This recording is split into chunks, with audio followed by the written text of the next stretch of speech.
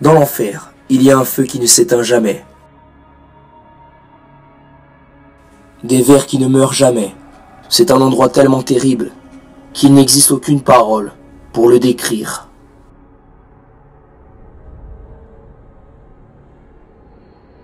L'enfer est tellement terrible que le Seigneur Jésus nous avertit dans le livre de Marc, chapitre 9, versets 43 à 48.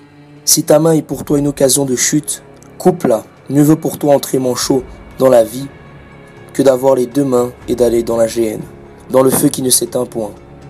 Si ton pied est pour toi une occasion de chute, coupe-le. Mieux vaut pour toi entrer boiteux dans la vie que d'avoir les deux pieds et d'être jeté dans la géhenne, dans le feu qui ne s'éteint point. Et si ton œil est pour toi une occasion de chute, arrache-le. Arrache-le. Mieux vaut pour toi entrer dans le royaume de Dieu, n'ayant qu'un œil, que d'avoir deux yeux et d'être jeté dans la géhenne, où le ver ne meurt point et où le feu ne s'éteint point. Voyons dans la Bible plus un texte qui nous montre cette réalité.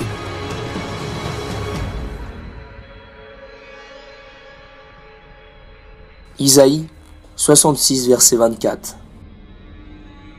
Et quand on sortira, on verra les cadavres des hommes qui se sont rebellés contre moi, car leur ver ne mourra point, et leur feu ne s'éteindra point, et ils seront pour toute chair un objet d'horreur. Ésaïe 14, verset 11.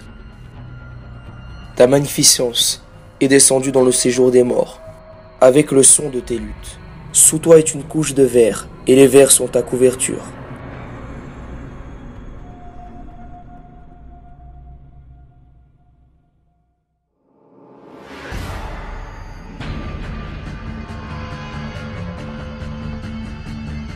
L'enfer sera l'endroit de millions et de millions de personnes qui ont rejeté le Seigneur Jésus comme Seigneur et Sauveur.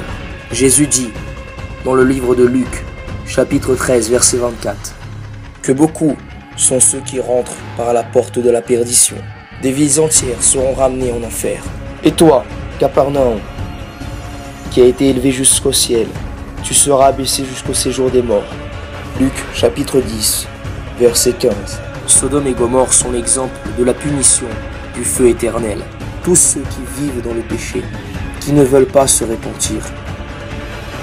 Dans l'épître de Jude 1, verset 7, dit que Sodome et Gomorrhe et les villes voisines qui se livrèrent comme eux à l'impudicité et à des vices contre nature sont donnés en exemple, subissant la peine d'un feu éternel.